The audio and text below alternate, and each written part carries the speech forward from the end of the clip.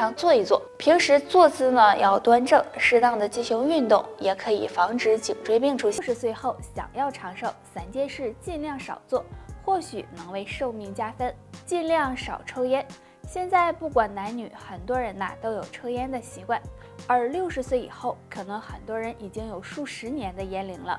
大家都知道，香烟中有很多的有害物质，对于肺部的伤害特别大，所以中老年朋友想要身体健康，60岁以后就尽量少抽烟，以免影响寿命。尽量少吃咸菜。咸菜属于腌制食品，在腌制的时候呢，会加入大量的盐分。如果老年人摄入过多的盐分，很容易使血压升高。所以，不管男人女人，60岁以后要尽量少吃咸菜，这样对身体健康有利。尽量少熬夜。晚上有一个好的睡眠对身体排毒有帮助，尤其是老年人，如果经常的熬夜，那么就会影响身体的新陈代谢和排毒，不利于身体的健康。所以60岁以后要尽量的避免熬夜，有一个好的睡眠习惯，这样对健康长寿。前两天我妈给我发微信说让我给她买个染发剂，还把链接发给我了。一说到这儿我就想到那些有白头发的，总花钱去买各种各样花里胡哨的护发呀、洗发膏啊、染发膏啊、护发液啥的。是，这些都有效果，但是也伤身啊，你说是不？还不如跟我学一招呢。像我似的，先将手搓热，然后呢，用中指、食指在头皮上画小圈儿，这样按揉头皮。早晚呢，按摩5分钟。这样按头能够加速毛囊局部的血液循环，有滋养护发、减少白发产生的作用。怎么样，简单吧？就喝那么点儿，多喝点儿多好啊！哎呀，这白开水也没啥味道呀，不好喝。如果你也觉得白开水平淡无味，不妨在水里加一些蜂蜜，对身体可是有很大帮助的哦。那有哪些帮助呢？蜂蜜里含有丰富的葡萄糖、维生素以及钙、镁、磷等物质，可以帮助调节神经系统。那睡觉前喝点蜂蜜水，可以帮助促进睡眠哦。蜂蜜中含有的葡萄糖和果糖是很容易被人体吸收的。喝水时适当的加一些蜂蜜，能够帮助呵护眼睛健康。那很多女性来月经时会出现痛经，这时喝点蜂蜜水，再适当的加一些牛奶，可以帮助缓和神经，缓解身体疼痛。所以大家平时喝水的时候，要是感觉白开水喝不进去，那就放。前2天我在那玩手机，我妈走过来，看见我头上长了几根白头发，就摸了摸我脑袋说，这玩手机挺费脑子吧？这么年轻就长白头发了？像我们熬夜、压力大、经常染发烫发都可能会出现白头发的。今天木子要给大家说的就是3类滋养护发的食物。1、含铜多的食物，比如坚果类、虾类等。铜可以帮助造血，也是生成头发色素所必需的微量元素。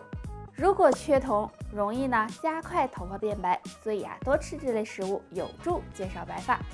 2、养血补肝的食物，比如何首乌、桑葚等。那经常吃这类食物能够帮助补充气血，这样毛发得到血液的滋养，才能够减少白发的生长。3、富含维生素的食物，比如水果、蔬菜、粗粮。如果身体摄取了足够的维生素，这样头发也会得到足够的营养，有助滋养护发哦。站桩练那玩意儿有啥用啊？用处可大了。那你得教教我呗。好嘞，下面就跟木子来学习一下吧。2脚分开，与肩同宽，双腿微微弯曲，膝盖最好不要超过脚尖，2个手臂在胸前环抱，手掌心朝里，手指相对，目视前方，全身放松。一般站10分钟左右就行。这个动作对疏通经络、调和气血、锻炼关节有很好的效果哦，很适合年纪大的人练习哦。不过饭前饭后1小时是不宜练习，自己失眠了，大半夜的睡不着，第2天还要工作呢。其实经常失眠睡不着，很可能是身体缺乏了2种营养，最好早做调理。缺乏了维生素 B6。维生素 B6是人体所必需的，如果长时间的缺乏，会影响身体的新陈代谢，从而使人出现失眠多梦、情绪波动大等情况。建议大家呢可以多喝一些牛奶，因为牛奶中含有大量的维生素 B6，可以帮助缓解失眠。缺乏色氨酸。很多人不知道色氨酸是什么。色氨酸呢是一种氨基酸，对血清素和褪黑色素的产生有很重要的作用。那色氨酸呢，相当于一种天然的安眠药。如果体内缺乏的话，就可能会出现失眠的情况。那建议大家呢可以多吃一些谷物，比如小米。小米是谷物中色氨酸含量最高的。那经常失眠的朋友可以多吃一些小米。你真的是亭亭玉立，婀娜多姿，小巧玲珑。好吧，我承认这些词我都不是。其实啊，我也是头猛兽呀，这么多年了，终于藏不住了。麒麟臂，大象腿，虎背熊腰。有句话不知道大家听没听说过，背后1分，人老3分啊。那我能有什么办法呢？